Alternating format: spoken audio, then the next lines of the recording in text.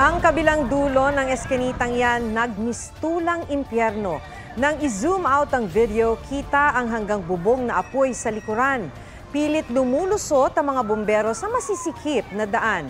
Pati mga residente tumulong na sa pag-apula ng apoy. Hinihinalang nasindihan na nag-spark na linya ng kuryente ang bubungan ng isang bahay na yari sa Nipa.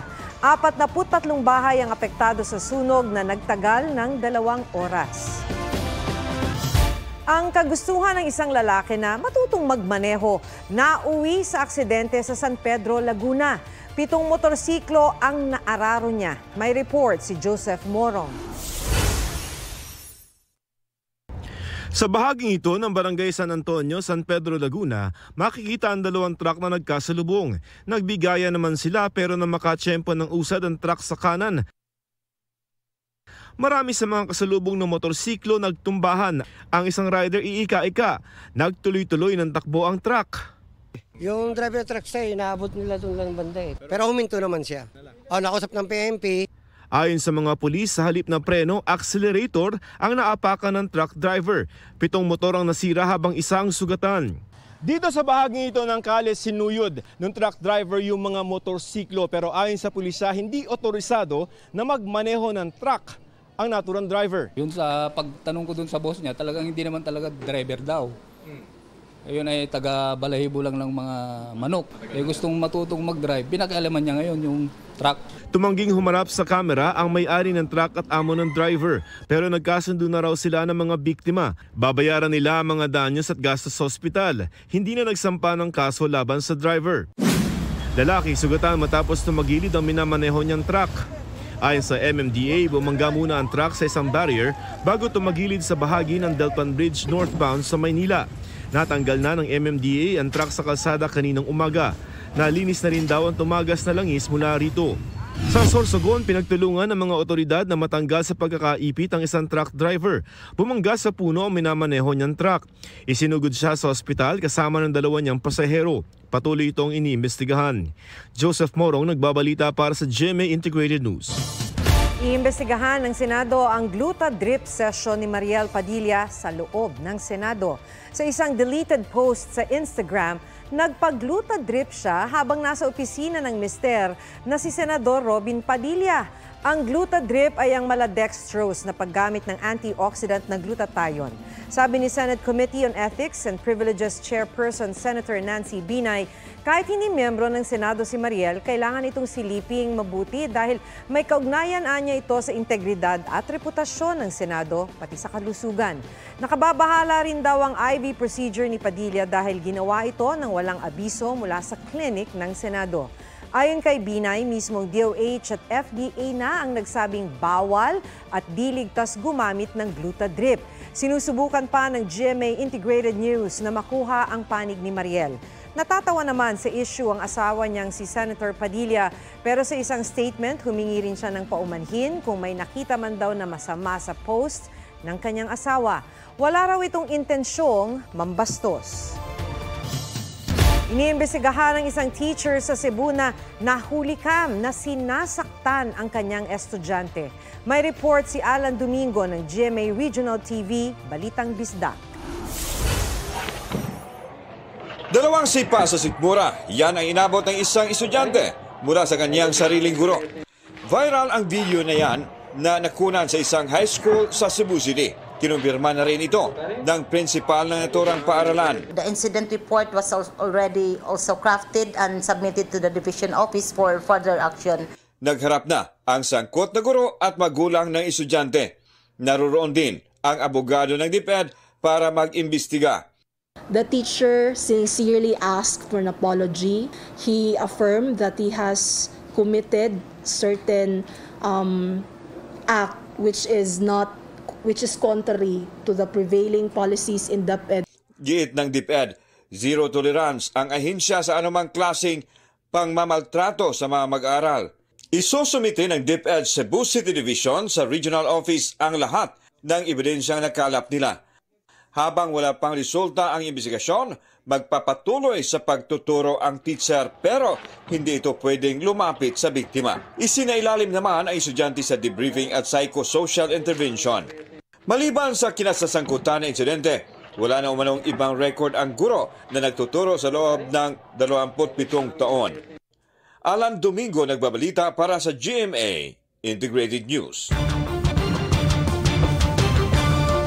Nahuli ka ang ilang lalaking naglalabas-masok sa isang manhole sa Maynila. February 18 nang unang makita ang dalawang lalaki na pumasok sa manhole habang nakabantay ang 5 pang lalaki. Nitong Miyerkules, 6 na lalaki ang nakitang lumabas mula sa manhole.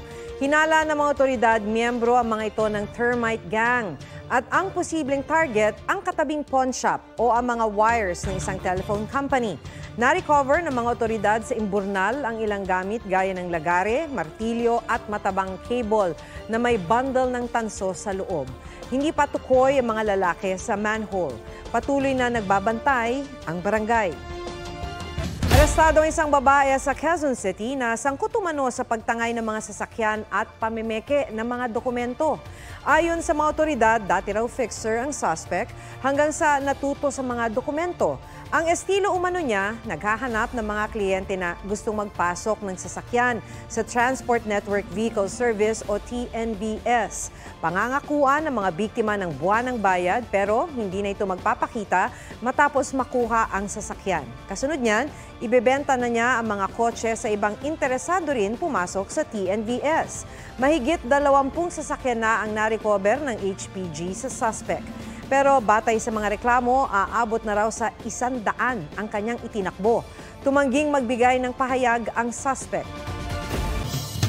2 araw bago ang anibersaryo ng 1986 EDSA People Power Revolution, nagsagawa ng mga pagtitipon at protesta ang ilang grupo. Nagsama-sama sa isang misa ang ilang politiko sa EDSA Shrine. Mahalagaan nila na hindi malimot ng taong bayan ang naiambag ng EDSA Revolution na ang legasiya raw ay napapaloob sa 1987 Constitution. Kaya gano'n na lang daw ang kanilang pagtutol sa mga panukalang baguhin ito sa pamamagitan ng charter change. Kinundi na rin ito ng mga grupo ng kababaihan na nagtipon-tipon naman sa bantayog ng mga bayani. Unahin daw sana ang kapakanan ng manggagawa at kababaihan bago isipin ang pagbabago sa konstitusyon. Sa linggo, mas malaking rally naman ang gaganapin sa Ayala Avenue sa Makati. Tampok dito ang countdown sa mismong araw ng pag-alis sa bansa ni dating Pangulong Ferdinand Marcos, 38 taon na ang nakalilipas.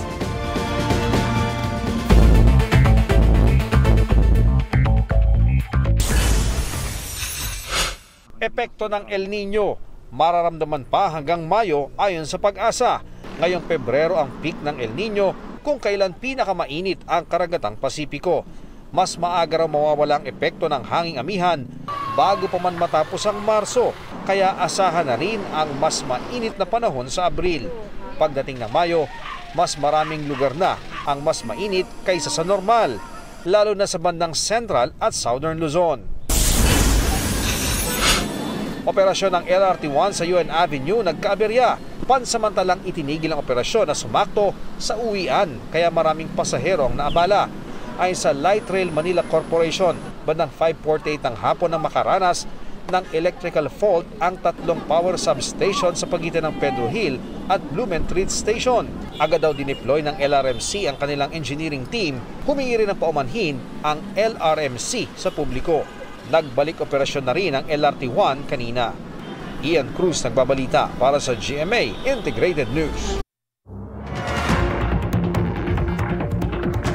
Mahigit 100 sasakyan ang nagkarambola sa isang expressway sa China. Ang ilang sasakyan halos pumatong na sa ibang sasakyan. Siyamang sugatan sa insidente, 3 sa kanila ang isinugod sa ospital. Patuloy ang investigasyon sa sanhi ng aksidente.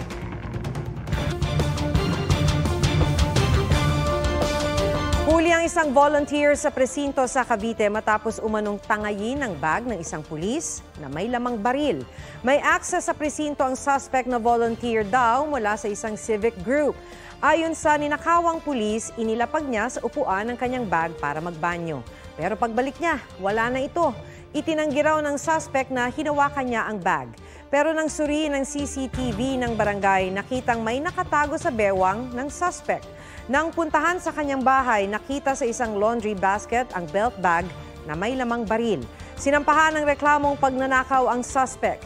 Iimbestigahan din kung may kapabayaan ang pulis. Nasa bansa mga miyembro ng Filipino Chamber of Commerce of Hawaii. Layon nilang palakasin pa ang ugnayan ng Pilipinas at Hawaii sa larangan ng ekonomiya.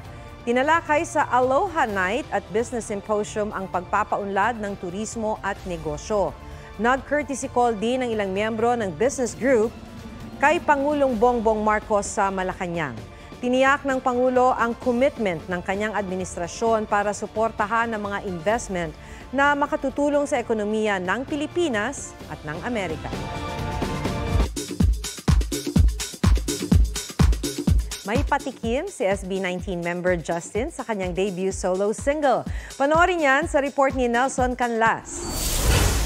Saan ako masaya? Kung ano sa akin ay sapat na. Dreamy at cinematic ang mga patikim sa trailer ng upcoming solo single na Surreal ni Justin De Dios. Si Justin ang ika-4 na miyembro ng Pinoy pop group na SB19 na magka-solo project. Wala naman sigurong mali na mamuhay sa mundong ako may gawa.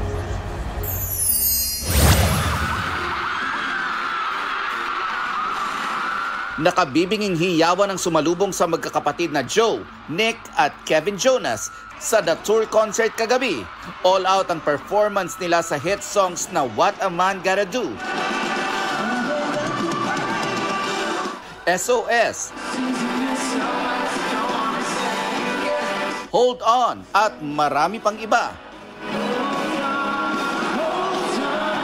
Sa kanilang official X app, ipinagmalaki ng Jonas Brothers kung gaano ka-memorable sa kanila ang Manila concert at sinabing, "Manila, you were loud last night." Bago ang concert, sumakay sa jeep ang Jonas Brothers for a full Filipino experience. May pasaring ang kilalang Filipino fashion designer na si Michael Cinco. Sa 11-page post sa Instagram, sinabi niyang wala siyang problema sa pagdedesign para sa mga influencer at celebrity ng libre. Pero bakit parang mas naipagmamalaki pa raw ng ilan ang gawa ng international designers? At tila nag-aalangan o nahihiya naman kung ipopromote ang mga obra ng Filipino designers. Sa huli, pinayuhan niya ang mga celebrity, influencers, stylists at managers na bago magpagawa ng libreng damit, magkape raw muna para kabahan at mahiya.